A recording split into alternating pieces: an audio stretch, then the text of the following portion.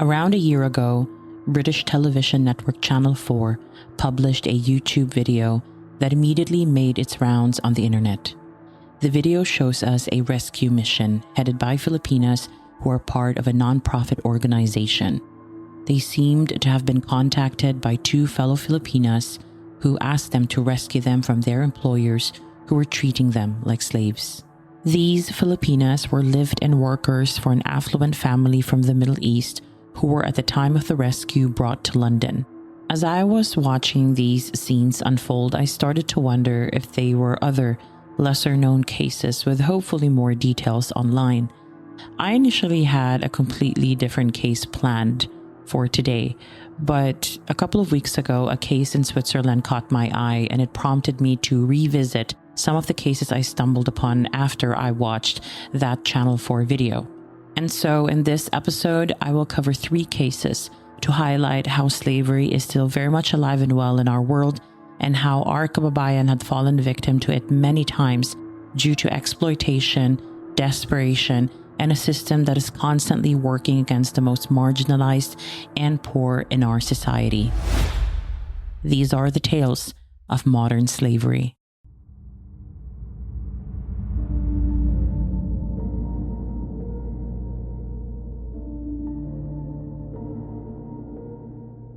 Our first story leads us to the United States of America, where in the 1980s, a 19-year-old Irma Martinez just arrived with her then-employer, Dr. Jovito Mendoza.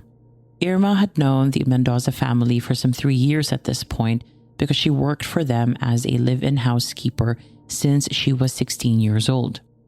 At the encouragement of Dr. Mendoza, Irma Martinez was convinced to apply for a 2-year visa for the United States to work for the doctor's daughter, Elnora Kalimlim, and her family.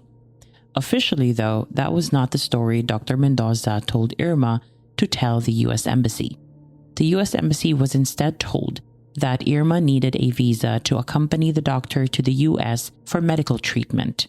She was given the 2-year visa with the condition that she re-entered the States at least once every 6 months.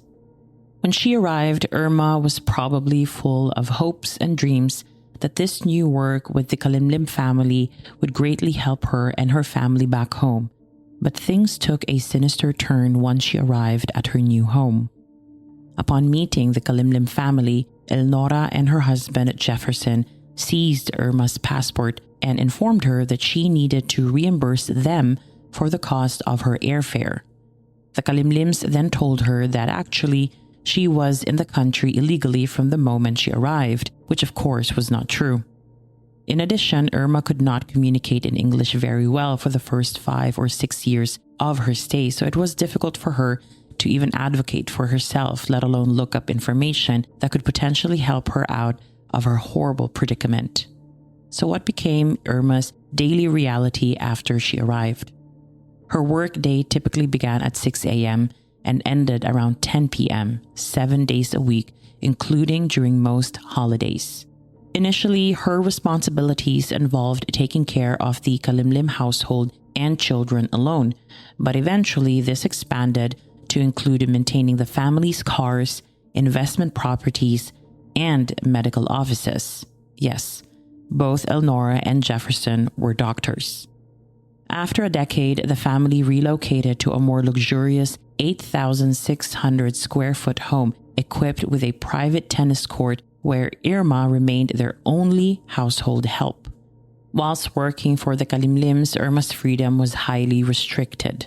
She never exited through the front door of their first home and only answered the door at their second home once, during Halloween whilst wearing a mask. She was instructed never to play outside with the children or leave her basement room during social gatherings, even to use the restroom.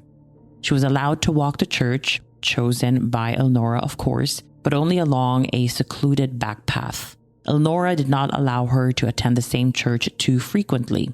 Whenever Irma was driven anywhere, she had to sit in the back seat with her head down so that she wouldn't be seen by anyone. The household rules imposed on Irma included a phone code which allowed her to answer calls from the children but not from outsiders. The Kalimlim children were also told not to mention Irma's existence to anyone outside of the family. Irma was even denied access to medical care outside the home, including for dental needs. This oppressive life that Irma had to endure went on for over 19 years, and in that time she was only allowed to speak to her family in the Philippines 4 or 5 times, always while surrounded by the Kalimlim family. Now you might be asking, what about payment? Did she get paid at all? Well, initially, Irma had a savings account where her wages were deposited, but Elnora closed it soon after her visa expired. Irma had authorized Elnora to send money to her family in the Philippines through Elnora's parents' account. However, over the 19-year period, only a total of 654,412 pesos, approximately $19,000, was sent. Her quote-unquote earnings existed only as a bookkeeping entry in the Kalimlim's records. So what happened whenever Irma needed something for herself? Although she was allowed to shop for personal items, she had to leave her shopping cart in the store for Elnora to pay, then wait in the car. Later, Irma would quote-unquote reimburse the Kalimlim family through her withheld wages. The financial abuse was one thing, but what I thought was truly atrocious on top of all the other atrocious things this family inflicted upon Irma was the constant state of fear they kept her in. The Kalimlims, both the parents and their children, repeatedly warned Irma that if anyone found out about her, she would be arrested, imprisoned, and deported, which would prevent her from sending money back to her family. This fear kept her compliant and isolated. The fact that children were part of this truly disappointed me, but also I should not be surprised. What truly did not surprise me, however, is the fact that the Kalimlims were churchgoers. Every day I deal with these crime stories, I realize that belonging to a religion hardly says anything about one's capacity for compassion or one's morality.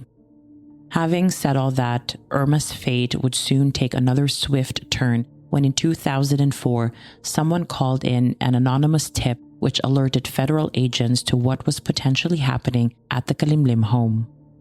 On September 29, 2004, federal agents executed a search warrant and found a very scared Irma Martinez trembling and hiding in a closet in her bedroom. On December 6, 2005, a federal grand jury issued a third superseding indictment charging the Kalimlims with obtaining and conspiring to obtain forced labor and harboring and conspiring to harbor an illegal alien for private financial gain. The jury convicted them on all 4 accounts on May 26, 2006. On November 16, 2006, the district court assigned to the case sentenced both Kalimlims to 48 months in prison for each count, with the sentences to run concurrently. The couple appealed their cases and applied for bail, but they were both denied this. The Kalimlim couple appealed their convictions on several grounds. First, they were challenging the forced labor statute as being vague and overbroad.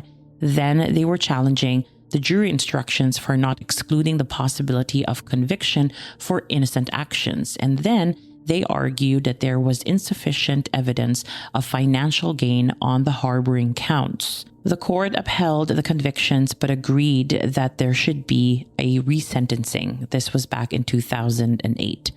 Now, I could not find any further documents regarding this resentencing issue, but we do know that by June 12th, both Elnora and Jefferson were considered to have sat their complete sentence and were ordered to be deported back to the Philippines. All in all, they ended up serving 2 more years than the original sentence.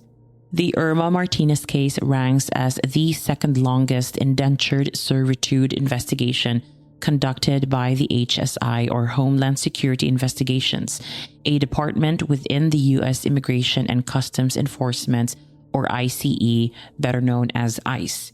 It was also one of the earliest federal prosecutions under the 2000 Trafficking Victims Protection Act, or TVPA, and it marked the first human trafficking conviction based not on physical abuse, but on fraud and threats of deportation.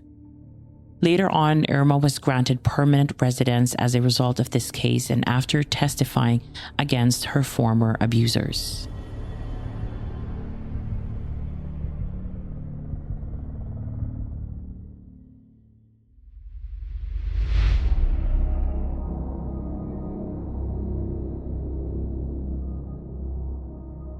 From the US of A, we are now heading down under to Sydney, Australia. Reports on this case prohibited the mention of the survivor's name, so I will call her Nina for the purpose of this story. In 2021, Sydney-based couple and owner of a Filipino grocer called Kapamilya Grocer, Joshua and Sheila McAleer, were on the lookout for a babysitter. Sheila was due to give birth to the couple's second child soon. Nina and the McAleers' paths would soon collide, but until then, Nina was working hard at a job back in the Philippines that only paid about 10,000 pesos per month. So when the McAleers entered her life and offered a more lucrative chance to earn money, it was too good to pass up. The McAleers offered to help her obtain a 3-month tourist visa so she may stay and work for them.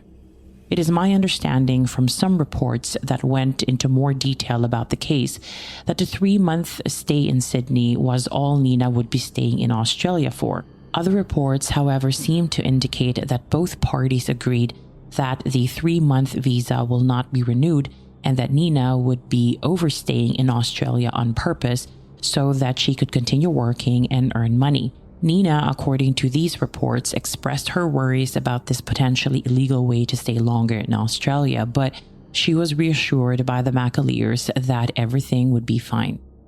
By 2013, she was hired and on her way to Sydney. Nina was also under the impression that despite this slightly unorthodox arrangement, she would have the option to leave Australia if she did not like it. Now, please remember that Nina had never been abroad before this and thought that this opportunity would be an exciting way to travel and also to financially support her family in the Philippines. They were to receive her wages from Australia directly. By May that year, Nina made her way to Sydney, but upon her arrival, the tone of the McAleers changed. She was immediately told that she would not be going home as the family had spent a lot of money on her. Nina, the McAleers said, would not be allowed to go back home even if a family member became sick or died. She was told something along the lines of, "I will not pay for your ticket to go back home until after 5 years. You will be my nanny to help with the children and look after the housework like cleaning, washing, and cooking." Nina was told that she would not have to pay for rent or for food, but as far as her salary goes, she would only be given 100 Australian dollars per month, in addition to a previously agreed amount of 530 Australian dollars that would be sent to her family back home. It got worse. Nina was also instructed that she needed to ask for permission to leave the house and was discouraged from interacting with other Filipinos in the community. Filipinos in the community aside, even if she were allowed to speak with anyone at all, it would not have helped as she barely spoke English and did not know a single soul in Australia back then. Another rule imposed on Nina was that she was not allowed to use her real name in public or engage in any romantic relationships. As time went on, and whenever the McAleers found out that Nina had spoken to another Filipino and shared her phone number, they would force her to change it. Now, after Nina's visa expired, Nina informed the couple that she wanted to return to the Philippines. In response, she was told, "You cannot go back until you've repaid me for the cost of your travel." The threat continued. They would say, "If you return before paying me back, I know people in the Philippines, both in the police and in high places, and I can hire individuals to harm you and your family if you leave early." These are not direct quotes, by the way. These were the things that the McAleers expressed to Nina, and this is how Nina retold her story later on.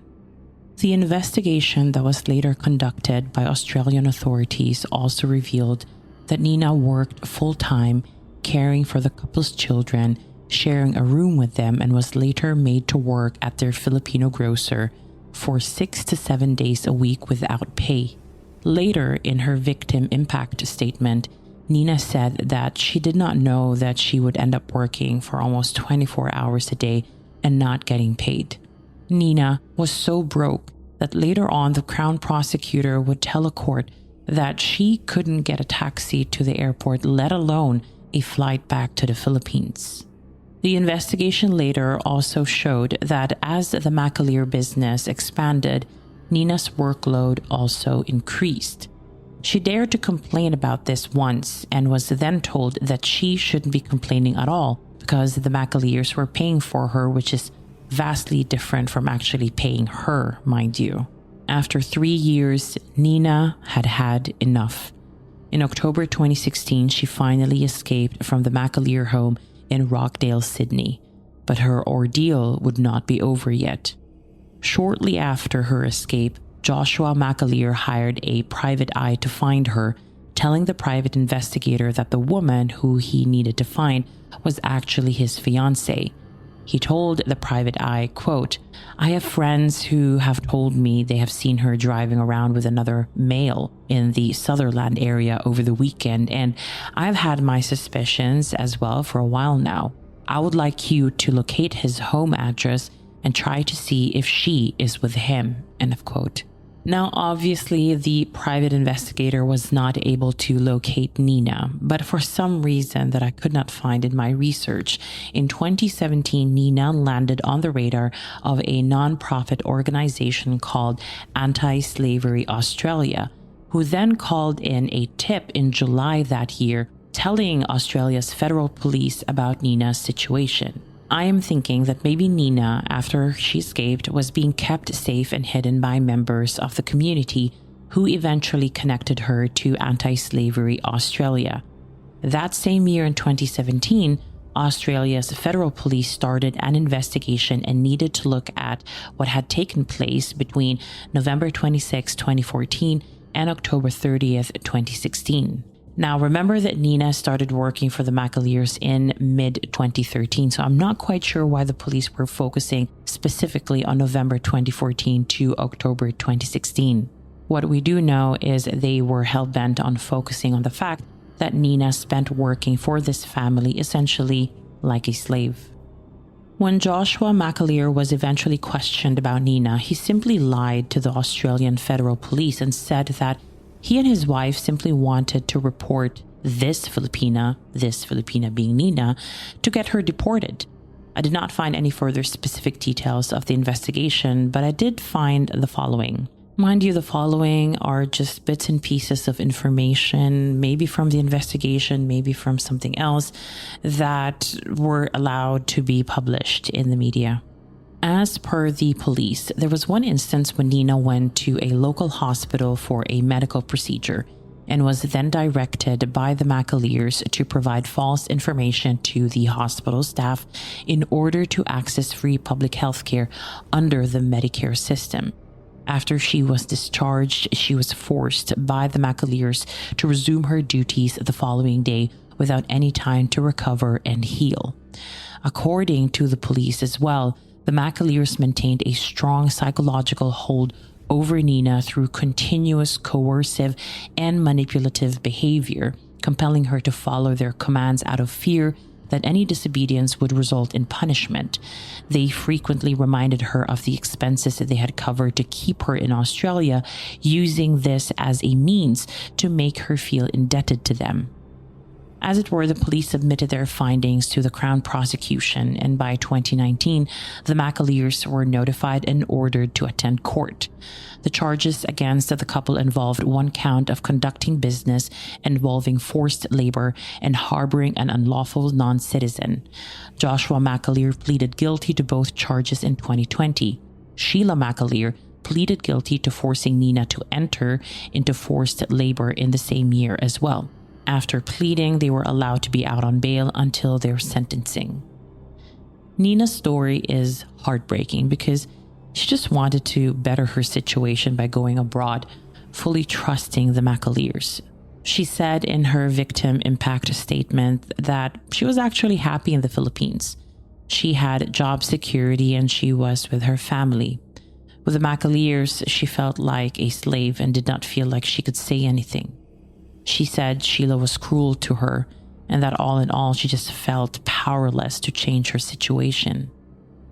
In 2021, when she made this victim impact statement, she was already free of the McAleers for 5 years, but still felt like she needed to fear them. She also became fearful and distrusting of other people in general. Despite all this, she felt like she was feeling a bit stronger, like happiness was starting to come back to her again. It almost crushed my heart when she said that she wished she had never come to Australia, almost hoping to turn back time so that she never had to live those 3 years of hell in the first place.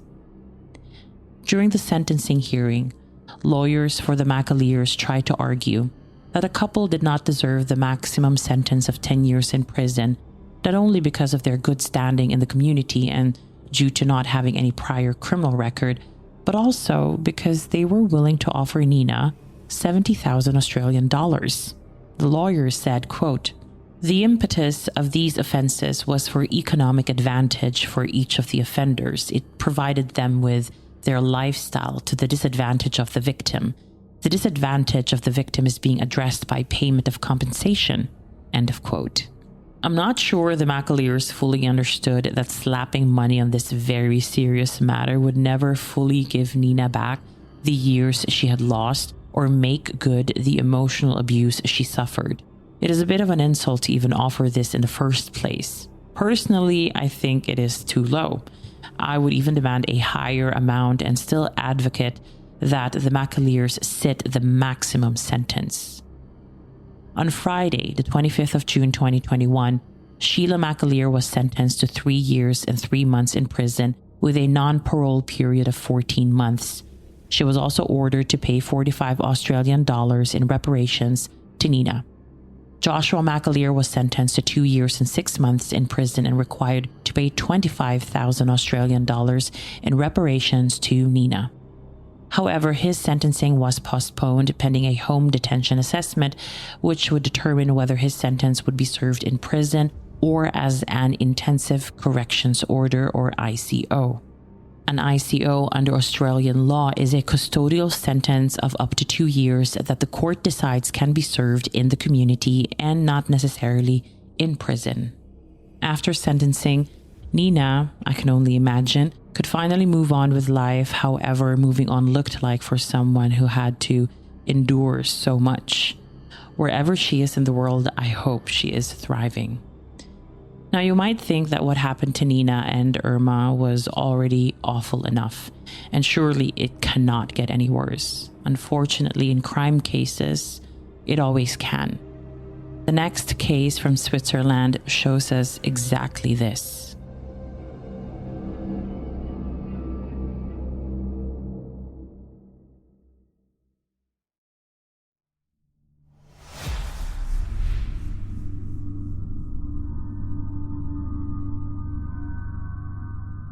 Our next story is quite recent and leads us to Zurich, where a couple, a Swiss man and a Filipino woman, were putting together an evil plan in 2018.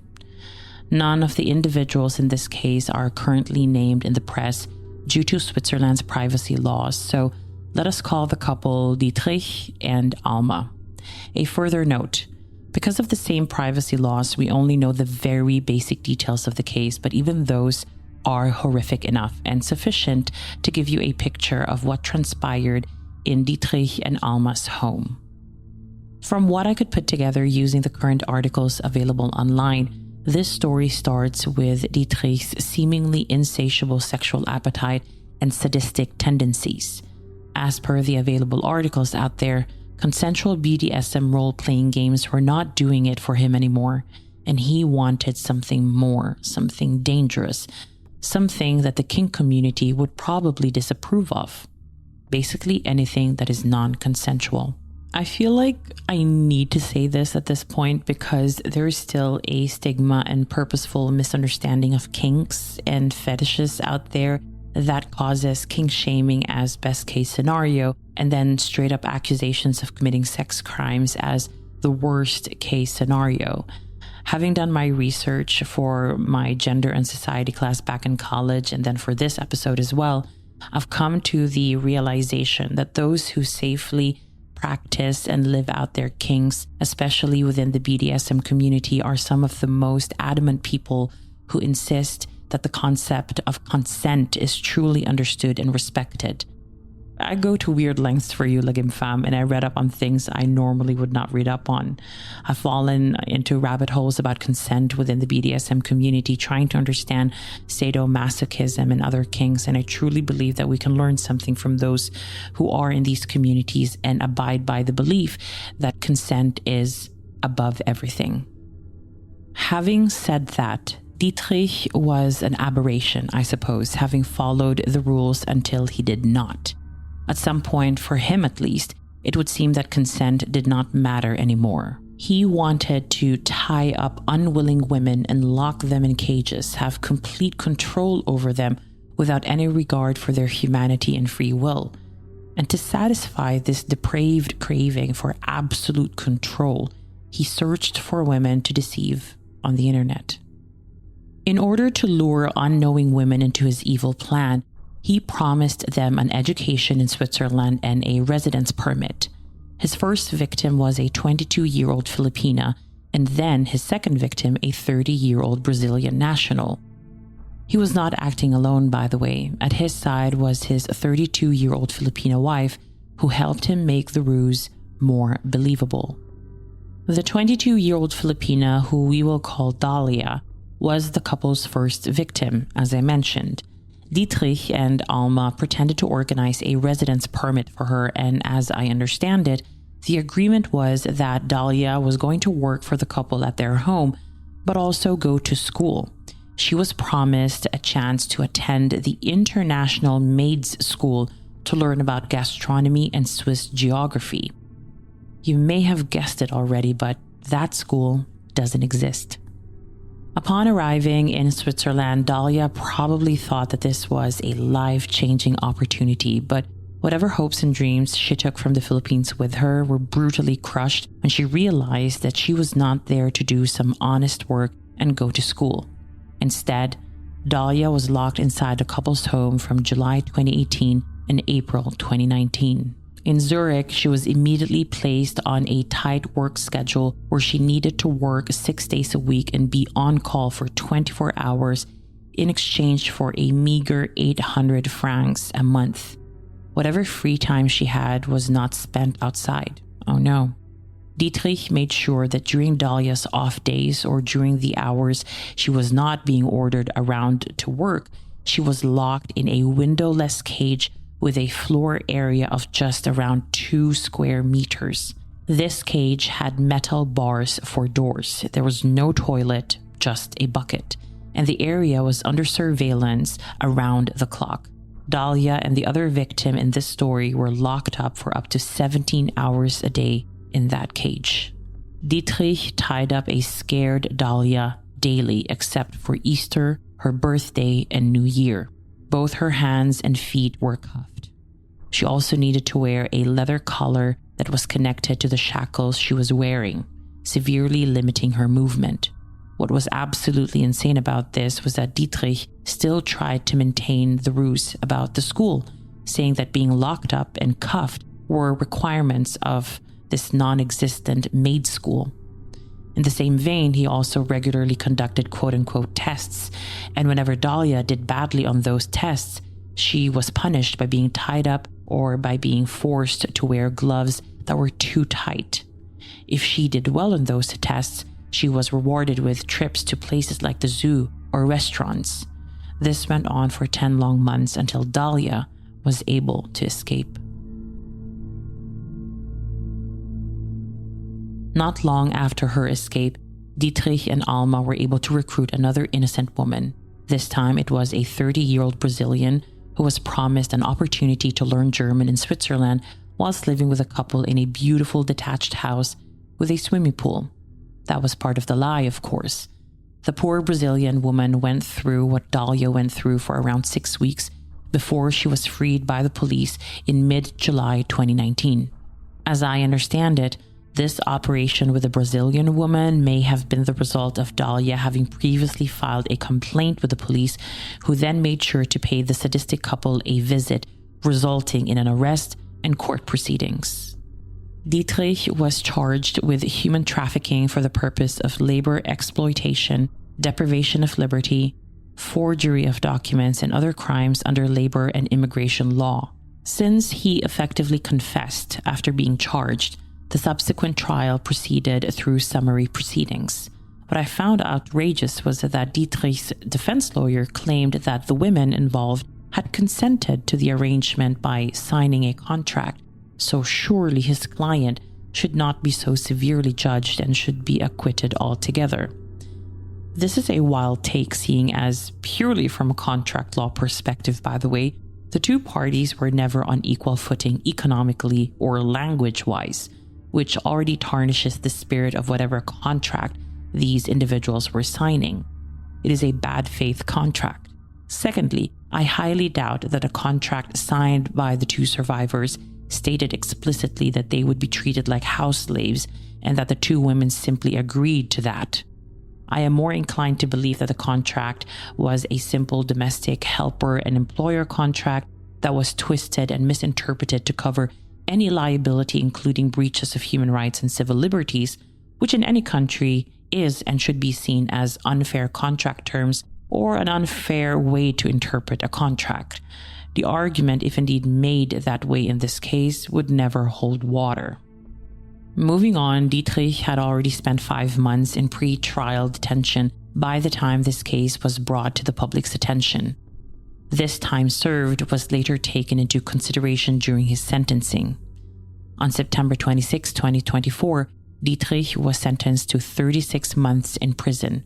He only has to serve 9 of those 36 months. He is also to undergo intensive outpatient treatment. He also had to pay both survivors a total of 16,000 francs in compensation. Now, Alma faced charges of aiding and abetting the deprivation of liberty of both Dalia and the Brazilian woman, and was later sentenced to 16 months conditional imprisonment. She received a fine and is also to be deported from Switzerland and banned from the whole Schengen area for the next 5 years. Alma never confessed, by the way, and she was tried in court under normal proceedings, after which she was then found guilty of all the charges against her. She was said to have never shown any remorse for her actions. It is not surprising, therefore, that she is set to appeal her case, arguing that she was simply manipulated by her husband, and in any case, the women she and her husband enslaved played along anyway, so nothing was really wrong, right? The trial judge was not impressed by that last argument, so it would be hard to convince an appellate court later on. Whilst it is disturbing that someone like Dietrich, an intelligent IT specialist, did not really seem to feel remorse, seeing as he thought the women contractually agreed to being locked up and cuffed up, there's no surprise there. In the course of the court proceedings, he went through some assessments, and according to one psychiatric report, he most definitely has a narcissistic personality disorder, and there is a high risk that he will reoffend, which bothers me, by the way, because we know he will be out before 2025 is over. Dietrich, as I said, is one thing, but Alma, it really hurts to see a Filipina woman treat another Filipina in this particular context. Additional information from the few articles I was able to find about this case revealed that Alma was very cruel and controlling of the two women, especially when her husband was not at home. I want to be surprised because I somehow expected more from her, but really, I am never surprised at the level of evil we are capable of inflicting upon each other. As always, I hope and fervently wish that these survivors of these horrible crimes, both Dalia and the Brazilian woman, are able to find their way back into some normalcy, however that may look like for them. I also hope that their community, friends, and family are able to provide them with the support that they need as they try to navigate their lives moving forward. Now, before I end this, here's the interview I promised at the beginning of the episode. This is the promised interview from the beginning of the episode. So I am here with Miss Marissa from the Voice of Domestic Workers, a nonprofit organization based in the UK, in London specifically. So just to get this interview started right away, Miss Marissa, could you please tell us a little bit about yourself, you, the person, and also the organization that you work for? Yeah, yeah. Thank you so much, Christine, for having me. And actually, this is my first podcast. I've been to television, I've been to so many things, but this is my podcast. But our members are always on podcast. But me, this is my first time. So thank you for No giving me the problem. Thank platform. you. Yeah. So my name is Marissa Begonia. I'm a mother of three children, and they are now grown up. I'm actually already grandmother of four Oh. children, the little ones. And I left my country, the Philippines, since 1994. So that Mm, was long ago. And the first country that I worked was Singapore. And then I moved to Hong Kong. And then finally came to the UK in search, of course, of decent livelihood, decent living for my children. So they were just 1, 2, 3 years old when I first left them. Yeah. mm, So my last employer in Hong Kong brought me here in the UK on overseas domestic worker visa. So it is a route wherein any employer coming from different countries could bring the domestic workers with them to work with them, and they have to apply this overseas domestic worker visa. And there's a provision of 1 year at least we have worked with this particular employer for at least 1 year or more mm, than, yeah, before they could apply as visa to come to the UK. So that was mm, my route. And mm, but like many other fellow domestic workers, I also suffered abuse and exploitation, and I also escaped from abusive employer. mm, And like them, I also didn't know what are my rights here in the UK, and mm, I when I escaped, I found out everything. And at that time, I was still unaware that I actually had rights, that I could change employer for whatever reason, yeah, whether I was abused or I just want to change a new employer, a new environment.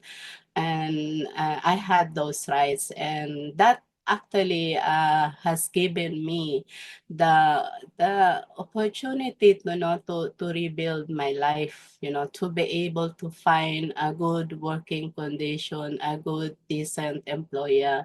And mm, that has truly changed my life. And mm, what really struck me being here in the UK, I know to many people, they are thinking that it's okay to be here.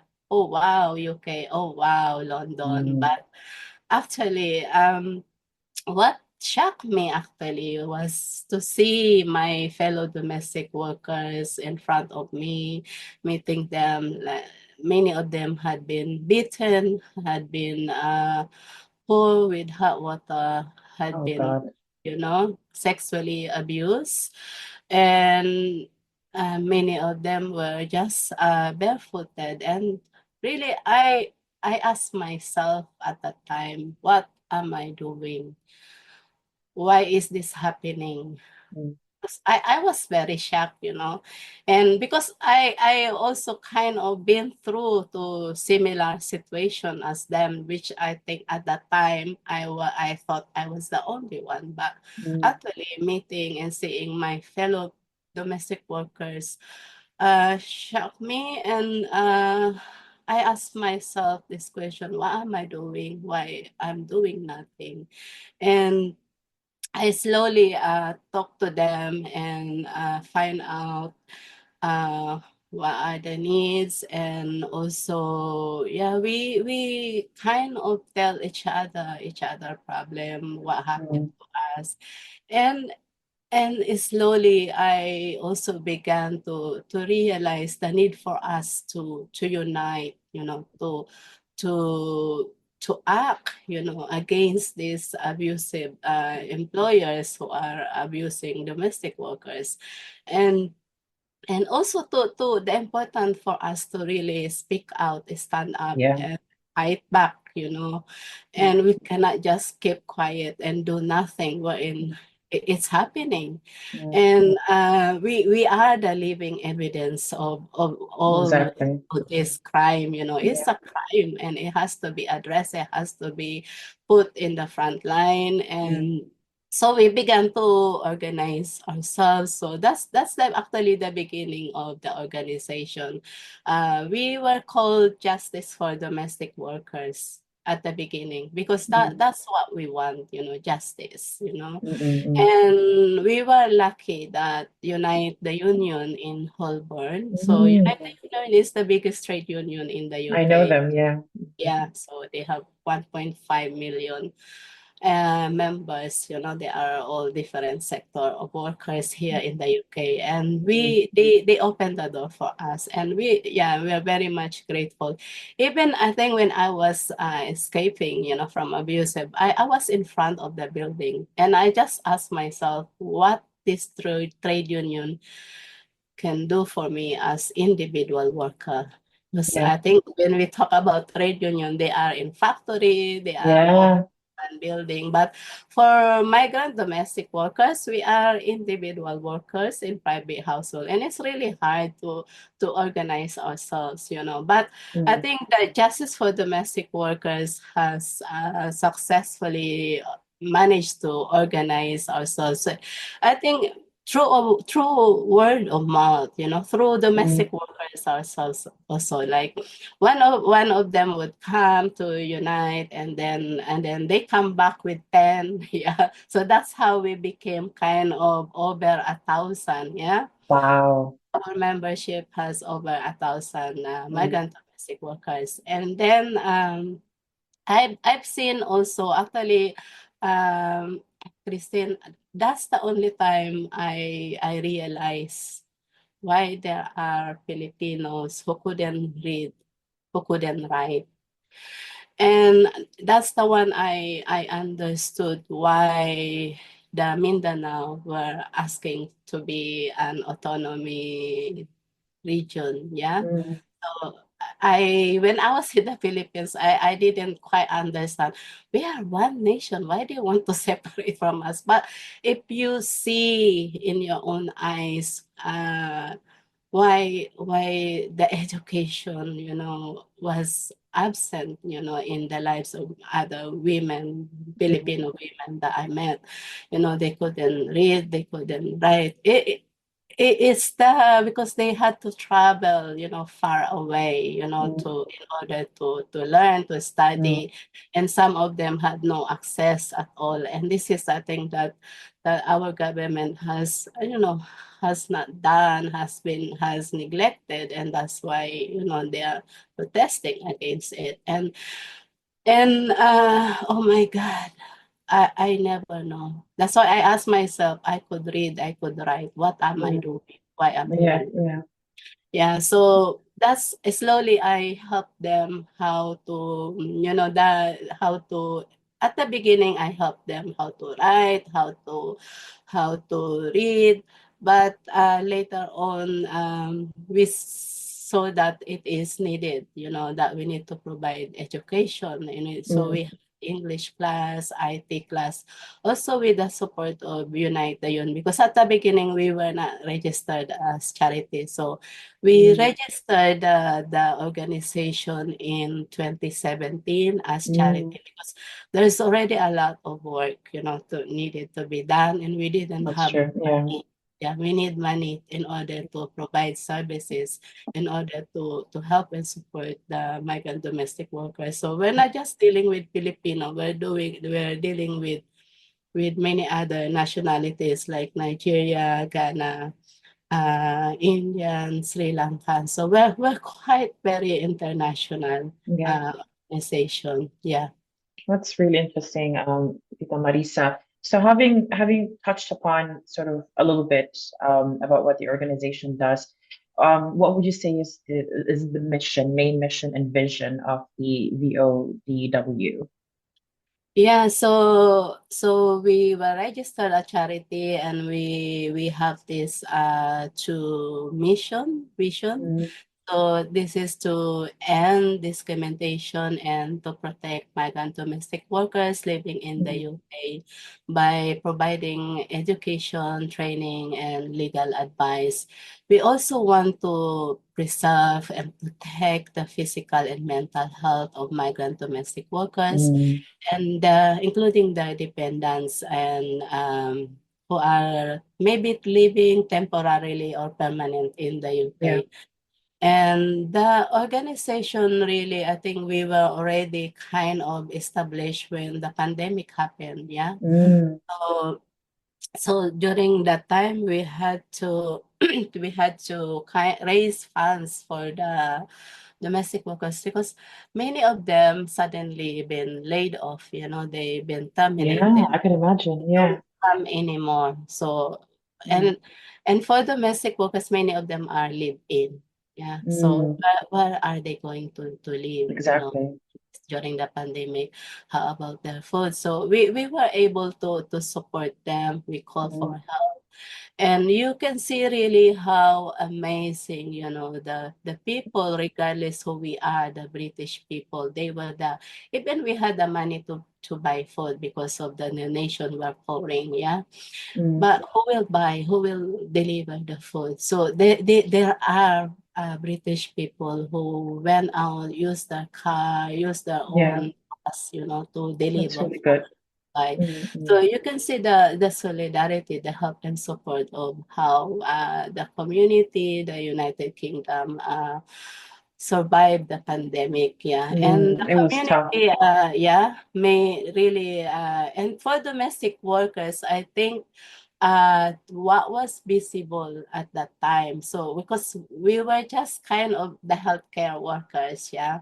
Mm, But there are domestic workers in private household. You imagine everybody were all at home. Yeah, the mm, children, the employer, elderly. they were all Mm, the elder, they were all mm, at mm, home. mm, And there was one domestic worker in that family working exactly. on the clock, looking after them.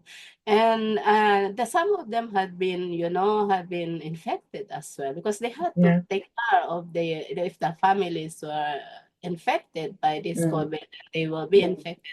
But there were also like families who would ask for employment interview, yeah, and the domestic worker will go there without them knowing that the family has been infected. infected, yeah, Oh and gosh. they had Yeah. no choice. They couldn't. Oh, where shall we go? So we had to provide food. We have to buy. We managed to give them money for rent, to rent a room. Yeah, because some Mm, of them we have to separate, mm, and we have to provide the rent. Yeah, it was really. We're hoping that it will not happen again, but yes. it also highlighted, the importance of domestic workers. Yeah. And also the very precarious situation they are in when we're in a pandemic. There were just so many layers of so many people Yeah, not being protected. And it yeah, only all came out during the pandemic because exactly. we didn't think about this before the pandemic. We Yeah, never had yeah, this before. Yeah, yeah. we just it is an interesting sort of case study all in all the pandemic Mm. in all areas of life. So thank you for actually, adding that to what you said. Um, so can I just, because you're based in London, would it be right to say that your work is mainly focused around the Southern England or London, Greater London area, or do you have people up and down the country who can help? if there are domestic workers in other bigger cities, for example? Because I am very much in the north, very Yeah, opposite yeah. where you are. Yeah. So I was just curious. Yeah, we actually go wherever we are needed. Right. As far as Scotland, Oh if my the gosh, yeah. workers contacted us, Mm, like there was one from coming from Scotland. She mm, wanted to escape from this mm, abusive employment. Sometimes we only use our phone. Yeah, mm, if we have no contact, we use our phone, and then I will just say, if you meet anyone British, anyone on the way, pass the phone, I'll talk. So and I will mm, just talk to that person that please guide her to the station, to the train station to London. So we will take them to London. We will buy them ticket, and we just mm. screenshot it, and then pass it to the Wow. domestic worker. Yeah. Yeah. So we do that. So we did have some work in Manchester, Mm, Leeds. Yeah, so we organized for I think for 3 years, and we identified 50 domestic workers there, and we did 50. some project with them. Yeah, yeah. Wow. So we are Wow. lucky to be supported. Like if there are people escaping in Manchester or in Leeds or any in the near area, yeah. So Mm, we will contact the Leeds animation and the people who were supporting us there, mm, and they will help us get them to. Usually, when I say rescue, they will go to that house. They will not go inside because that's private property. They mm, will wait mm, outside. So the moment the domestic worker is there, the car is there, ready mm. to take them away. Yeah. So Wow. that's how, and then we will bring them to London. So because Yeah. the shelter is my house, my Mm, fellow domestic workers' house as well. mm, So for many years, that's how we do. We provide temporary shelter. Of course, we could put them to hotel, like if we like. There's no space in my house because mm, you know how many domestic we could rescue in a year. I mm. think in before pandemic 2018 we had like 87 in 20. Wow.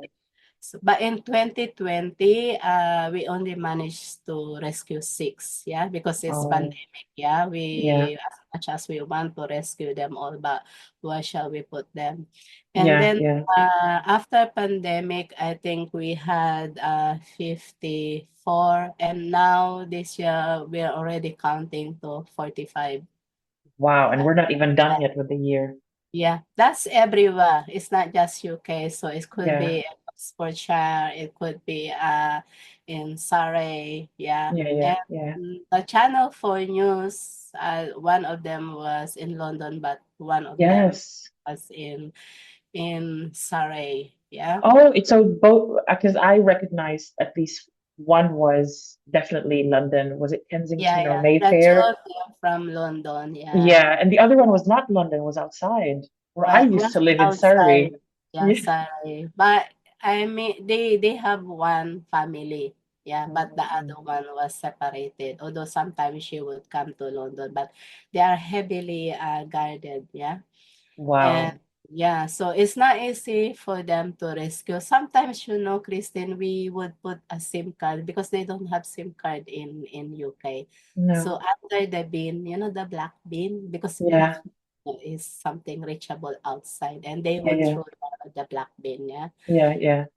the rubbish, yeah. So we Yeah. put under the rubbish bin the SIM card, so we could talk to them and find out what's the problem. So it's Yeah. not something that we encourage because Yeah. there's also problem here in the UK. It's like they may have managed to escape, but they will be trapped again in a cycle of modern slavery system that we Mm-mm. currently have in the UK, which I think I can talk about that later on. Yes, of course. But No, feel it's free. Feel free. I can, yeah, yeah, I can go back to the other questions later, but yeah, yeah. I It's think not. I think Yeah. we talked about when we had a pre-interview last week. I sort of wanted you to talk about the definitions of modern slavery, indentured servitude, and human trafficking, because these terms sometimes are being thrown about in a lot of cases that are very sensationalized and public at the moment. So we've got a lot of like, I don't know, a lot of talk. See, for example, the current case with P. Diddy, with in our motherland, we've got the Kibuloy case, and then we've got indentured servitude being used, I think, in the Channel 4 video, I think, as well. And then sort of an overall term that is being used as well, and we see it in a lot of UK websites. I remember this when I was training as a lawyer. We had to have a modern slavery page because it was legislatively mandatory to have that page. No matter what you are, you could be a local authority or a private company. You needed to have a page on your website, a website about modern slavery. So people sometimes thinking, what are these terms? So Yeah, could yeah, you speak yeah. on those and maybe clear up some misunderstandings? Yeah, I also don't like those terms. I don't like these terms. Yeah. And and indentured is something new to me, but Mm, I did look at it. So modern slavery, any person who is exploited by others, either it is for personal or commercial gain. They do it by tricking, by coercing, by forced labor, yeah, and they lose the freedom, and it is not actually limited to trafficking, forced labor, and death bondage, but it's also, I think, part of this is also this what you call indentured indentured servitude. Yeah. servitude. So these are actually the types of modern slavery, yeah. But Mm, mm, mm, committing of trafficking is really a huge problem. It's a crime. mm, Is you imagine those victims, yeah, being trafficked. But indentured is kind of is a form of labor which an individual works under contract without salary to repay a loan, or we call it maybe bandage or banded labor. Oh, That's another yeah. term I've heard about. Yeah. I think for domestic workers, some of the employers, because they paid a very high to very expensive, maybe very high payment to Mm, agency, yeah. mm, So mm, when mm, they mm. employ, but they also use that against domestic workers, like Yes. overworking them almost 24 hours, Mm, yeah. mm, mm, And mm. because they will tell them, oh, I pay so much in the agency, So you have to and work for free now. yeah, for free Yeah. now. Yeah, and they are Mm, not being paid. But mm, also, they use it to threaten them. Yeah, like, oh, mm, if the domestic workers, of course, would complain if they are overworked, they're sick already, and of course they would complain. But they will be threatened, or you want to go home, you pay me of what I have paid. mm. Yeah, in the agency, because the domestic worker have no money, of course, how could they go home? How And could they go also they home? are in the foreign land, yeah. They don't know where to ask help, they Mm, don't know anyone. Yeah, and if they only manage to escape, then they could ask for help, yeah. But it's difficult, like in the Saudi Arabia, yeah, it's difficult mm, to escape and maybe here it can be difficult here also, because there are also you maybe manage to escape, but there are people who might maybe in the beginning will help you, but they also will do the same, like, oh, you yes. my children, yeah, Mm, for mm, mm, free, mm. yeah. Oh, I help you. So it's like, alam mo ba yung utang na loob? Mm, mm, mm, mm, They're My God, using yeah, that, yeah. So, utang na loob. Yeah, yeah. dahil, yeah. And And then, to use that yeah, against somebody yeah, who's I already think, very vulnerable and continue, as you um, said, the yeah, cycle of modern slavery, which is a yeah. cycle of abuse, really, if you look at it. Yeah. Yeah. So in terms of human trafficking, it's also a recruitment of people for exploitation using Mm, force, fraud, threat.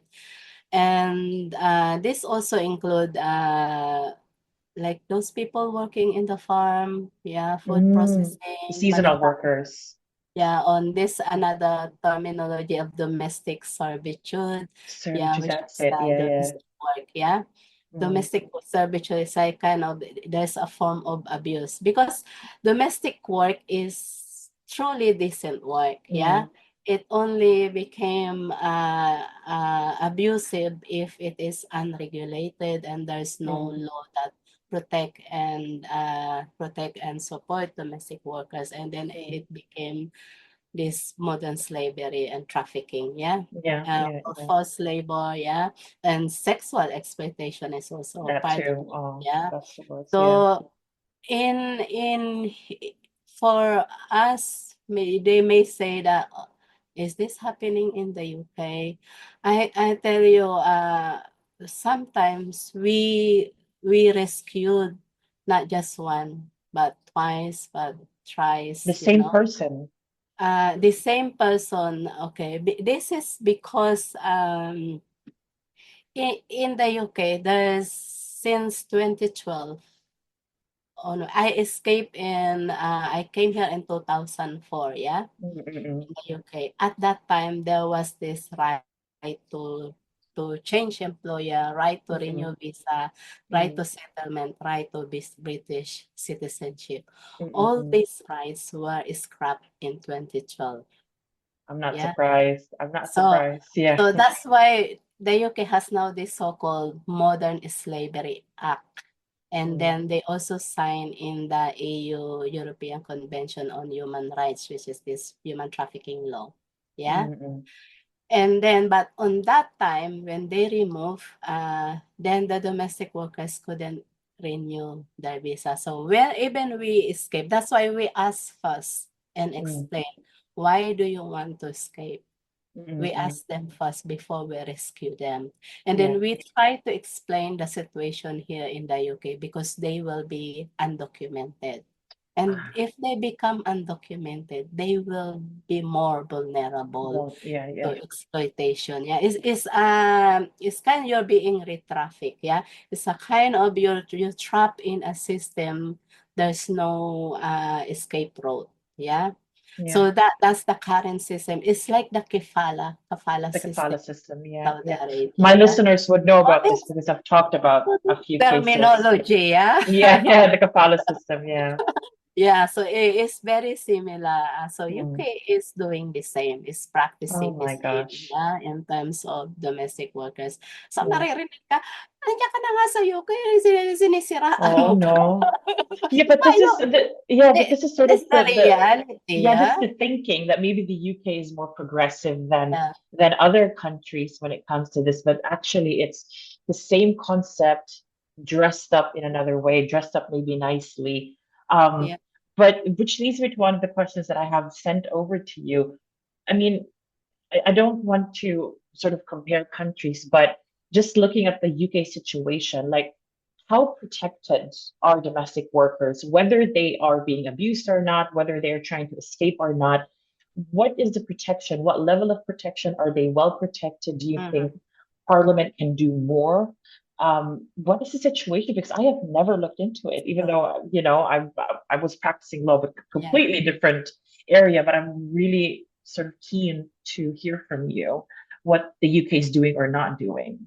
Yeah. So it used to be good, yeah, because as I've said, I'm the living evidence that provided that there is available protection and rights Mm, for migrant domestic workers, it's okay. They will be okay because they can then change them. And I can say that because I've been through that. I benefit to that mm-mm, overseas domestic worker visa, the original one. It is actually recognized by ILO, by United Nations, by the whole world as the best prevention of modern slavery and trafficking. So it's mm, a best prevention. It's the medicine that cure that disease. And I could say that because I managed to rebuild my life. And here mm, I am. I could do this. I could help and support my fellow domestic workers.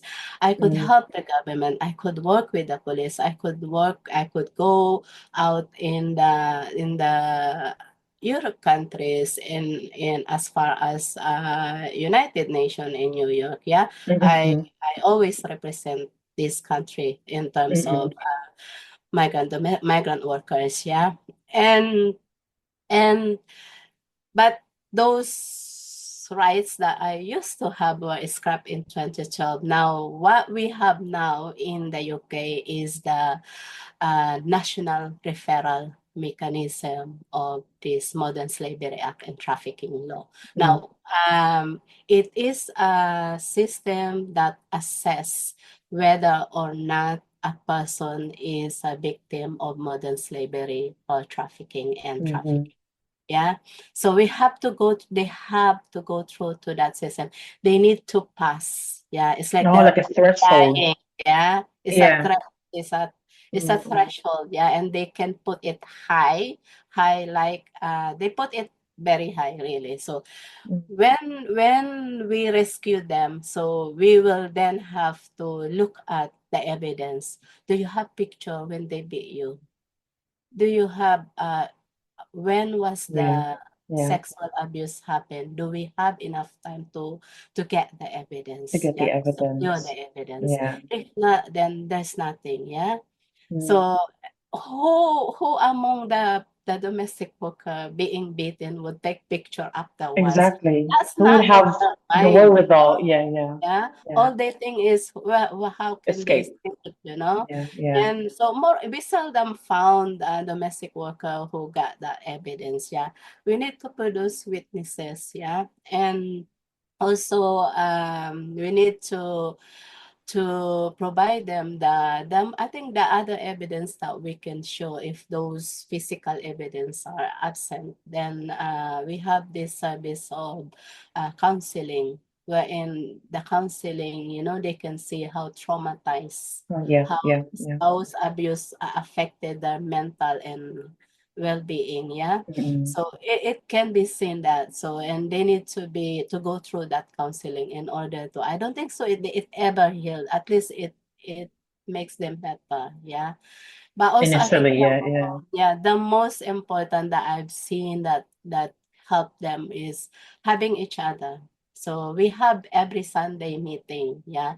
We learn together, we eat together. Very Mm. noisy, the noisiest group in London. Yeah. Because sometimes our neighbors say, how can you quiet this one? I say there's nothing I could do with the noise. Is there anything with that is part of this threshold that Mm. domestic workers will have to fulfill or show or just have Yeah. evidence for? The other problem with this system, so it's created by the previous government, yeah, Mm. and they were not prepared to provide the services, yeah, like this Mm. counseling. They should provide this along the way. But Mm. also the most really difficult was there's no enough first responders, yeah. So Mm. we didn't know where until now, yeah, we don't know where to refer them. There's no enough first responders, so they usually say that they have a long queue. Plus the Salvation Army, who is the big contractor, who is the main contractor of this national referral mechanism, yeah, Mm. Mm. that their government has set up.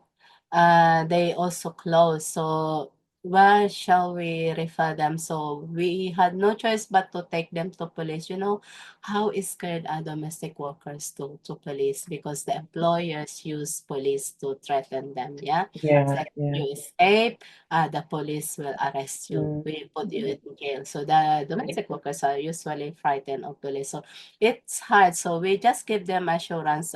We have no choice but to go into police, Mm. because if so, you say the system is you need to enter into that system and to the assessment before your visa expired. Why is that? Because Oh. it is important to keep their right to work. Mm, Yeah. mm, If mm. they pass and then they get positive reasonable ground decision, then they could keep the right to work. If the visa, because the visa is only 6 months, this 6 months overseas Oh. domestic worker visa is non-renewable. That's why they Oh, could be okay. undocumented, yeah. Let's say if they fail, then they will be undocumented. And what will Mm, happen to them? Of course, the more they will be exposed to exploitation. Because no good employer will employ undocumented, but the bad mm, ones, yeah, the bad mm, mm, employers. mm. Because they Exactly. intend to abuse, that's what they want. Mm, They want cheap labor. So they will specifically look for undocumented who are mm, unable to protect themselves, yeah. So if we could still if they say we found them that they are out of their visa already, we could still refer them, but they lose the right to work. They So have they're leave just to staying put. yeah, Wala silang ginagawa. wala. Yeah. Oh, mm, So that's the difficulties that we have yeah. at the moment. They make it complicated compared to the overseas domestic worker visa, the original one, the one that I used to Mm, have. mm, mm, They mm. renew every year. Every After year. 4 years, they could apply for indefinite leave remain, and after 1 year, they could apply for British citizenship. Oh, And wow. they pay taxes regularly, yeah? They Yeah, are recognized as workers. And yeah, what we yeah. are saying, domestic workers are Our workers workers. own Yeah. right. Yeah, and they're not these victims of in that national referral mechanism, they Mm. are recognized as victims of modern slavery and trafficking. Yeah. So there's a big difference Oh, between and the they two. make a distinction. If you are a victim of modern slavery, you cannot also be a Yeah. worker. They make, Also, Christine, because there's no available option for domestic workers, mm, they had no choice but to apply even they're not really. Yeah. mm, mm, I mm, think mm, there's the absence of these rights, workers' rights mm, is the problem. And that's why they are being linked to this trafficking, yeah. Because they are locked in private household, yes, yeah. So you often this is the thing the actual situation of many domestic workers. There are many domestic workers who are in private household. The mm. house is already locked, or they could be in the hotel room, or they could be in a house. Yeah, the house is already locked, and then after they finish work, they're being locked in private room. Yeah, in the Mm, room, and mm. then they will open the room again if they are going to start to work. So it's like the cycle of Wow. is very long hours, like 6 o'clock to 2 a.m. Yeah, so Yeah. we found many of that. There are also who are being, they have this bracelet tag. Mm. Like Yeah, a GPS tag. yeah, tag. So the employer knows their movement. Yeah, it's connected in their phone. Oh my God. Yeah. And there are also houses where the alarm is connected to Yes. the phone. Yeah. So when they escape, the employer would know. So that kind of it is hard for us to rescue. Yeah. Mm, However, we still go there and rescue because we could actually call police for help. mm, Yeah. So especially as long as the domestic worker will stand up. The problem is if she denied, and maybe mm. we can be like we're kidnapping or Yeah, whatsoever. yeah, yeah, yeah. Yeah. So we are also, so we're not really encouraging it. So if they told us they are being sexually harassed, sexually abused, then we go there immediately because there's a need to save, yeah, To the save, yeah, domestic. to But safeguard them. yeah, Yeah. but you know what we are saying, not receiving a salary is abuse. Yeah. You It is imagine abuse. It's working, financial yeah, abuse. Yeah. you have no day off, that is abuse. Mhm. You're being controlled, no enough food, that is abuse. Of But course, of course. in the higher threshold, it's hard to prove that. Yeah. That's why not everyone could pass that one. So it's a very really difficult, complicated process. That's why we are still campaigning for the original overseas domestic worker visa to be restored, yeah, to be Mm-mm, reinstated. And mm-mm. we are hopeful, yeah, that is going to happen. Yeah. Are you hopeful because we've changed governments now? We're not. So for the listeners, for the past decade or more than a decade, the UK has been under the Tory government, which is basically the conservative government. Yeah. And I think when was the new government elected? I think last year or this year. Um, Yeah. so this Yeah. year, yeah. So the UK, when they voted in the Labour government, which is theoretically more left leaning, so the opposite Mm. of the Tory government. And I think they ran on a campaign that they will do everything differently compared to the Conservative government. So now that we have this quote unquote left, more liberal, I suppose, government, we can debate on the nuances later on. But um, in your particular work with the domestic workers, are you hopeful that things could change because of the new government? The what we are holding really the fact that the overseas domestic worker visa was implemented and enforced by by labor government, Mm, or when they came into power in 1997 and 1998. yes, yeah, This yeah. is one of what they Mm, implemented during that time, and it's proven effective, that it prevented abuse, it prevented this modern slavery and trafficking, mm, and we are hopeful that they gonna bring it back, mm, because we did have a negotiation with them, even before they became a government. Yeah. So now that oh, they are a government, well, we can only say, hope for that they're going to do it. Yeah. mm, mm, mm, Based mm, on our discussion, yeah, with mm, them. Because we yeah, lobby every year. And these rights are always in the manifesto of labor. mm, mm, Yeah, mm. every That's good year. to So know. every year we're in the Labor Party conference. We have a That's direct good. meeting with the shadow minister before, and Mm, now that they are governments, we're hoping they will do what was promised to us, and but we can never say, you can Christine. never say, yeah, We yeah, really want. yeah. It's like it's in our hands, but it's like, Mm, oh, oh, please, now do yeah, it yeah. now. No, Like, I do, well, I do, I do get yeah, it. And we can never say, yeah, we can as never long say, and it's all as, about how yeah, much in a way it's weird because you would think this is so understandable. Like it's self-explanatory. We need to protect the domestic workers. yeah, We need to protect these vulnerable individuals, and yet somehow the individuals are trying to prove their humanity and say, "Look at us, please. We're gonna lobby for our own humanity mm, and show you our vulnerability just for you to believe us and implement or pass laws to protect us," which is such a weird feature of modern day democracy because why would you mm, have to jump through all these hoops when here you are, you're already exposing yourself by escaping, by asking for help essentially from strangers, and like what you said, by even approaching the police when there's always, some people are a bit iffy about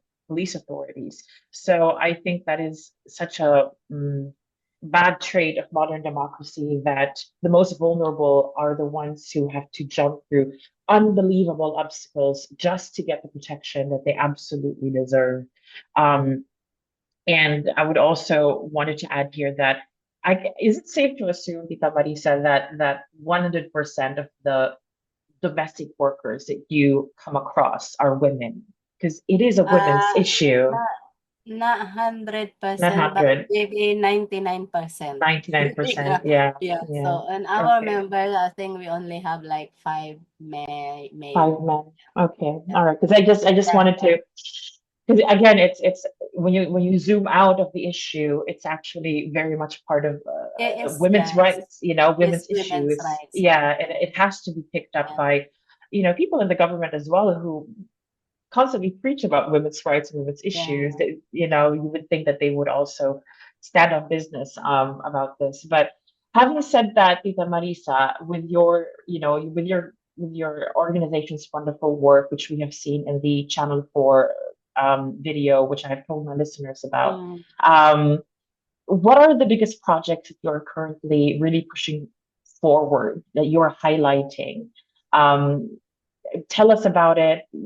Well, what do we need to know about what kind of work you're doing so that if somebody visits your website or social media accounts want to support you, any UK-based Filipinos who want to support you, what should we be focusing on? Of course, we want to support everything, but what are the ones that are more pressing?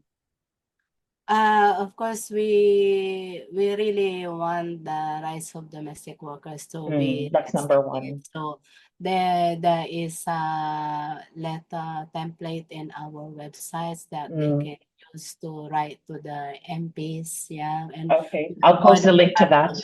Yeah, Yeah. we're more than happy to go with them if they manage to get an appointment with the MP.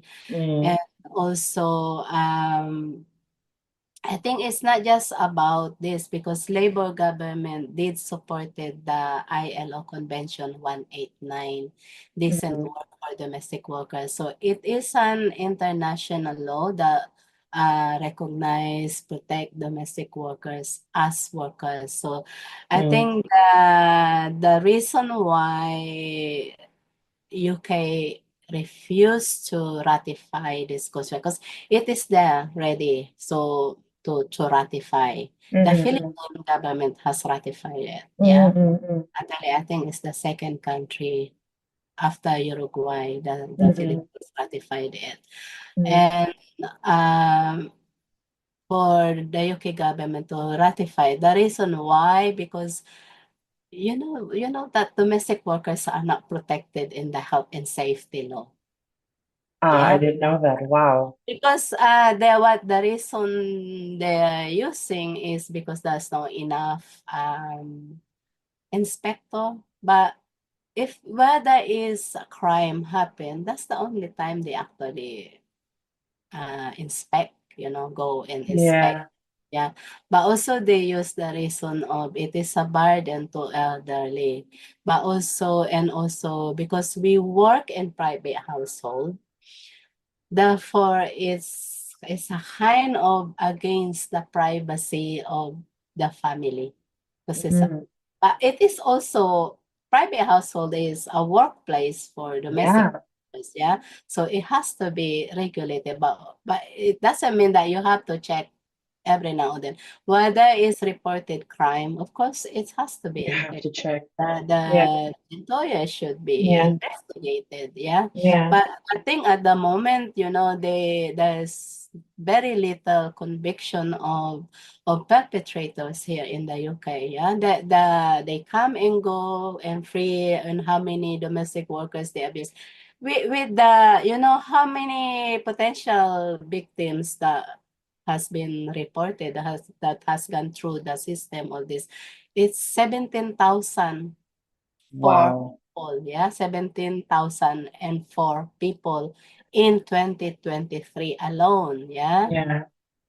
And in the data that I've retrieved, I think 154 are Filipinos, Mm, yeah. wow. So what we're saying, one is too many, but 17,000 and 70,000, five digits. yeah, Oh my that's goodness. according to the data of the home office, in this Mm, as mm, mm. potential victims that has been referred to national referral mechanism. So basically the what we would call in Germany the dark number, the hidden number is probably Yeah, much higher. yeah. Yeah, yeah. Yeah, so we also like if there are researchers, we provide we need evidence, we work actually with everybody. There are so Mm, many like students coming from to us, they want research, they want to learn, they want to really, that's volunteer. good. We Yeah. also accept that. But for domestic workers, we kind of my number is actually everywhere. Yeah, Mm, it is posted on social media of the Voice of Domestic Workers. It is on Facebook. You can mm, message on Facebook. Quite many of our rescue, they just message in our like page. Mm, There's also WhatsApp there, so they can contact us if they need help mm, and mm, rescuing. Yeah, and also they can join us. So we are very particular to domestic workers with mm, mm, overseas domestic worker visa. mm, Why? Because our services is for them. Yeah, mm, mm, we couldn't help tourist visas whatsoever, even though they're working as domestic worker. mm, mm, mm, Because mm. our campaign is very much focused on the overseas domestic worker visa, yeah. So the plus we have this ILO convention, which I think we can start the discussion again with the government because they are labor. They have supported that. You know why I know why the labor supported this Why? convention because I was the representative of UK government. Yeah, I Oh, represent wow. my Oh, trade.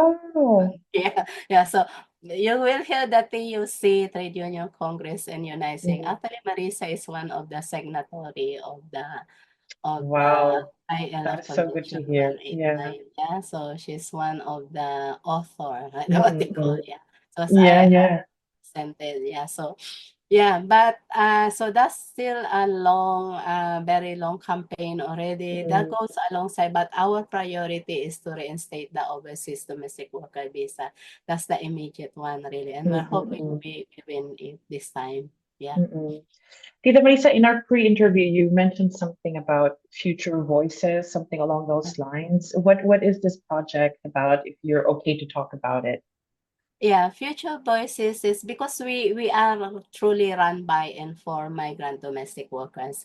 We Mm, do have board of trustees who are non-domestic workers with a specific um like we have treasurer who is mm, non-domestic worker and also trustee who are researchers, mm, mm, mm, mm. trustee who are campaigners. Yeah, their expertise that can help and support us.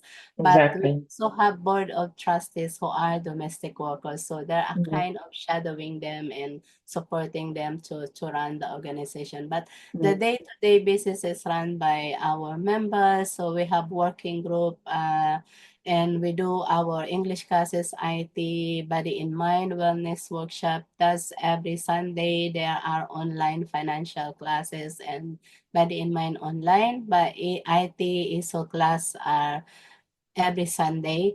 And because they've been attending this already, so there are kind of, we need to think of what's the next stage for them. So mm. this Future Voices was born, and then this is to train domestic workers to be a public spokesperson, to be able to Oh, lobby directly, that they could ay, ang talk galing. the Yeah. MPs, yeah. Mm, mm, So every year we have 12. So we started this 2022. mm, And mm, so mm, mm. we are now in Future Voices 3. Third And generation. yeah, and then Mm, next year will be Future Voices 4. So it is delivered in collaboration by Sound Delivery Media, who are the mm. experts in training to be a spokesperson. So yeah, so that's what we have. So I love that. yeah, Yeah, I love and that. yeah, and we do have data in terms of abuses, some maybe. So this is already a common problem, the Mm, employers are here, are British. Yeah, there mm, may be other nationality, but they are here. It's happened in the UK. So in mm, terms of psychological verbal abuse is 36%, so we surveyed 200 domestic workers who are our members. So they mm. are on call 24 hours a day, 27%. Not given rest break periods, 26% surveillance by employers. They have camera inside the house, Oh gosh. even a speaker, like what they say the employer could hear. Yeah, Yeah. it is happening here. And not Wow. given the only 22% denied of regular food, 19% not given That is on such a high number. yeah, physical abuse 10%. Sexual harassment and abuse, 3%. Not allowed out of the house, 4%. Not given a day off from work, 5%. So it is happening. So that's why I'm saying from one employer from abusive, we still rescue them again. Yeah, again and Again, again. yeah, yeah. That's why it is important that there should be an escape because employers need to be taken to court if they're not paying the salary. Yes, Yeah? yes, If yes, they rape a domestic, they have to be taken, that's a absolutely, serious crime, yeah? Have to be taken, absolutely. reported to police. But the system that we have at the moment is like licensing employer to abuse domestic workers. So, and the domestic Mm, workers are powerless, against mm, this. So they're, as I was saying, they are trapped in a system. This is modern slavery, yeah, trapped in modern I slavery. It is I'm sad, yeah. yeah, Well, yeah, others may not know that many, yeah. yeah, But yeah. it's happening, yeah. So When we you have, when you said yeah, when you said it's almost like licensing abusers. I feel like there are so many things, so many systems, so many countries where that can be said about mm, so many things because why are we, for example, putting the onus and burden on victims to prove themselves as victims? And mm, and we are so protective of abusers. And that can be said about rape laws in the UK or anywhere else, that can be said of sexual harassment or stalking laws, online abuse. And it's so pervasive and it mm, touches upon so many things that sometimes if you're feeling nihilistic, ano pa bang magagawa natin? Parang we're working so much against the current. yeah, But I'm so thankful that there are organizations like yours and people like you who do the work and really stand up for those who may not be able to speak for themselves, advocate for themselves. For the rest of us, lay people, I have in my lifetime, maybe I've come across two families where I thought, so two, I don't know, like one may have been a European family, one may have been a Middle Eastern family. And I was pretty young, and I immediately spotted that there was a Filipino domestic worker amongst them. And I didn't sense that she was being, or those two domestic workers were being mistreated, but there's always something in the back of your mind, like mm, what if yeah. they are, but you can't just spot it. They cannot tell you directly. What do you think are sort of the common things and signs to look out for when you know that something could be wrong here when you Yeah. are confronted by the situation?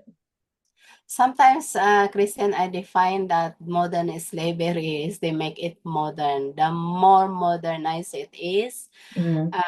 the more unseen it is. Yeah. So it's Mm-hmm. really difficult because they're just around us. So Mm-hmm. what we're doing, we go around with this card. Yeah. So Ah, yeah, yeah. basically, yeah, so it's translated in different languages, yeah. It Mm-mm-mm. says, nandito kami para tumulong. So it has my number. Why it is in Tagalog or in Hindi or Indonesian language? Because so the employer couldn't read it. What does Mm-mm-mm. so usually, let's say you in a restaurant look around if a family is eating and there's one woman who is not eating and just sitting in one corner or is standing. That's Mm, one thing, yeah. mm, And why she's not eating with that family?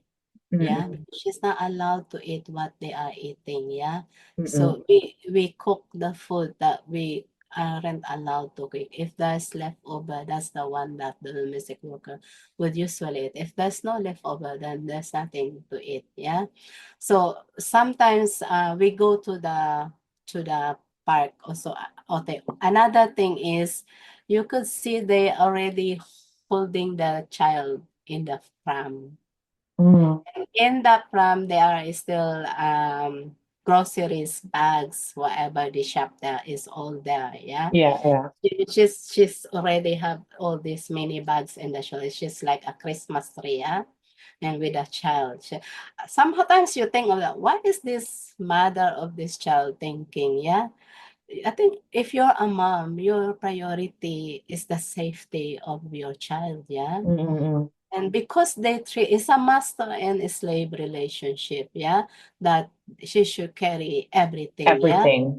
Mm. Yeah, to the extent that, it's really hard, how heavy was that. So that's one thing. You can see that in London, yeah.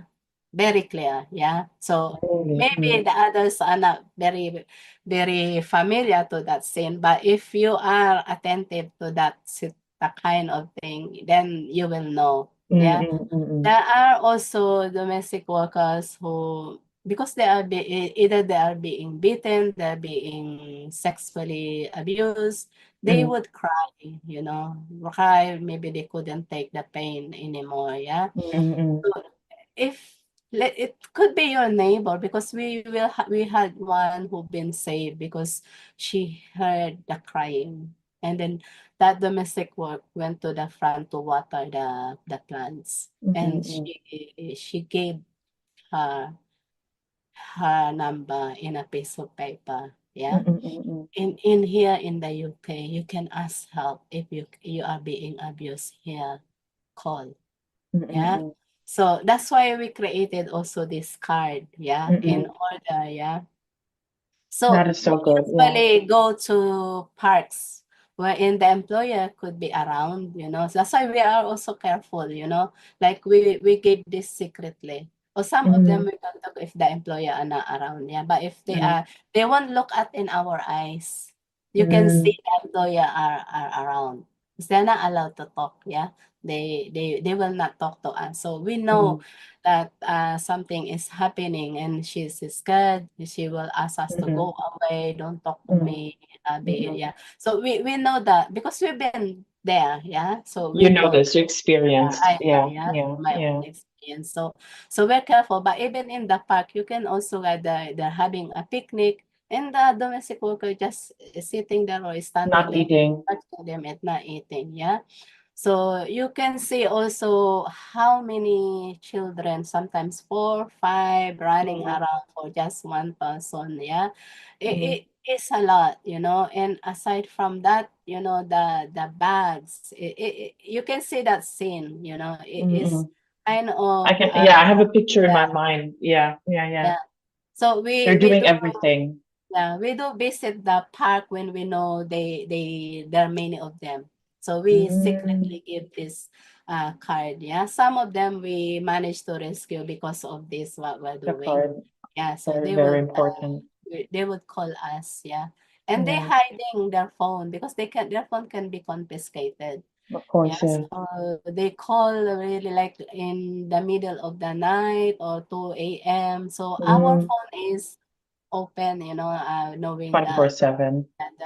they might call us, yeah. Mm-mm. So yeah, so it's very much alive, modern Mm-mm. slavery is very much alive Mm. in London, in United Kingdom. I wouldn't think that, but then having seen the YouTube video, having talked to you previously and today, like I'm going to be more mindful now of like my surroundings about these issues. I mean, of course, I'm not in London, but you never know. Um, it's just like you said, the more modern it gets, the more unseen it is.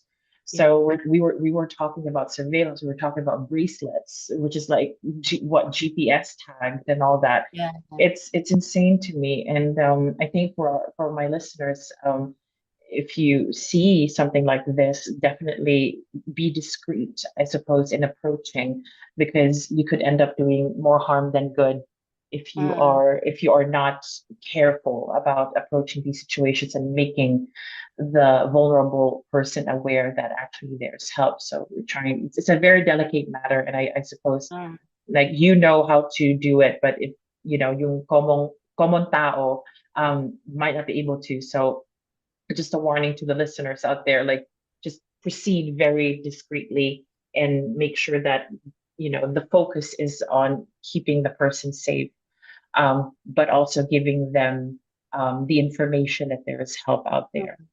mm, yeah. Yeah, so having said that, So, yeah, but also, mm, Christine, the way the system I always actually describe the system here in the UK as Mm.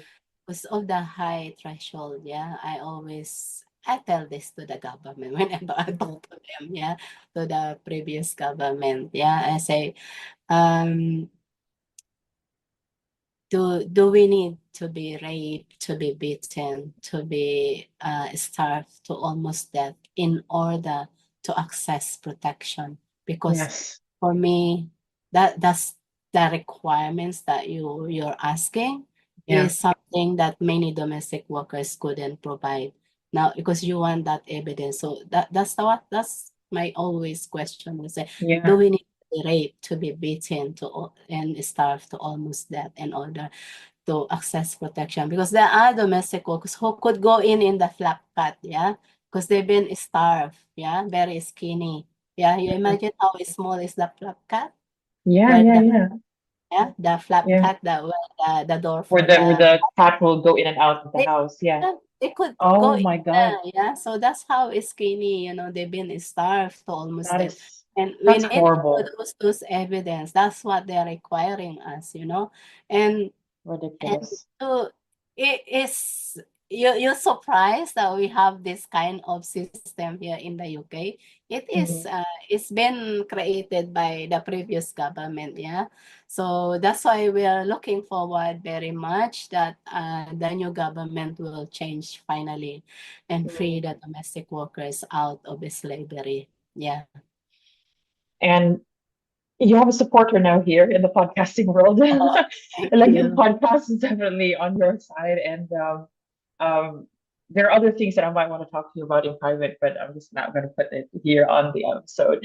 Yeah. But first of all, like, thank you so much, Tita Marisa. This has been such an enlightening conversation, and I hope that the listeners out there can appreciate just how important this conversation is, not only because, you know, because we should be concerned about OFWs and domestic workers, because, but also almost everybody back in the Philippines, whether they have been domestic workers or not, somehow, merong isa o dalawa sa pamilya natin na naging domestic worker or currently is a domestic worker or OFW. We know these stories. We've heard about the horror stories, not only sort of in a modern slavery context, but we've seen the executions, we've seen the abuse, the consequences of the kafala system.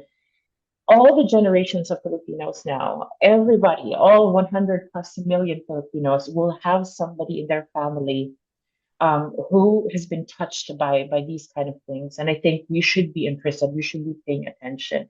And this conversation has been invaluable. So, Tita Marisa, I cannot thank you enough. Thank you so much.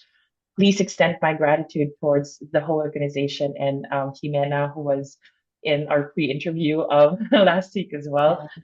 I really appreciate it.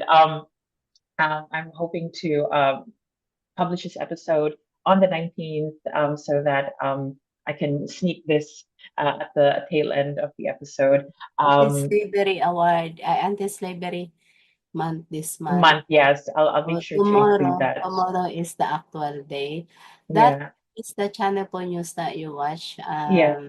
It's actually we received award last Tuesday. Congratulations.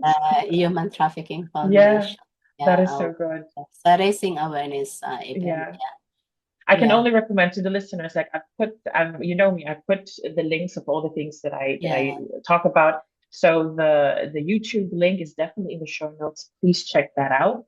Is there anything else that you would like to, impart to our listeners, yeah, about the organization or anything else at all? yeah. No, I want to say domestic work is central to human life. It is the beginning and end of our labor. Yet it is always treated as exceptional, something that doesn't fit, unskilled and unimportant. We know that in order to demand respect and the value of work of caring, cleaning, and cooking is ambitious and requires a fundamental change for most people.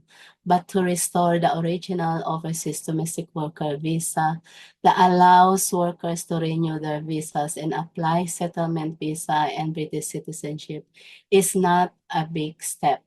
It is the right step to free domestic workers from a system that trapped them from the cycle of modern slavery with no recourse to justice. Not giving migrant domestic workers the independent right to renew their visas or settle only increases exclusion, exploitation, and power differences. No human should be without rights. Domestic work is the backbone of society. We care for families that made this great nation. Domestic work is the fuel of economy. As carers to children, the elderly, the disabled, we enable other work sectors to work. Together, let's end modern slavery. Thank you. Thank you so much, Tita Marissa. Thank you so much. Again, I would like to thank Tita Marissa Begonia and Voices of Domestic Workers. And I would like to dedicate this whole episode to all domestic workers around the world, not only Filipino domestic workers, but everybody who is currently working as domestic helpers. This episode is also being released a day after Anti-Slavery Day, which is normally celebrated on October 18th. Thank you, LagimFam, for listening to this episode and to that interview. If you want to check out the work of Voices of Domestic Workers, make sure to check the show notes for all the links. And make sure that you go to their website, and if you can donate to their work, please do so. Anyway, I hope you found this episode valuable and or interesting. If you did, make sure to also rate and review my podcast on Apple and Spotify because it helps very much with making my podcast more visible to those who do not know about it yet. Also, make sure to follow me on all my socials. Check the show notes for all the links to my Insta, Twitter, TikTok, YouTube, and Facebook accounts. Until next episode, maraming salamat LagimFam at mabuhay.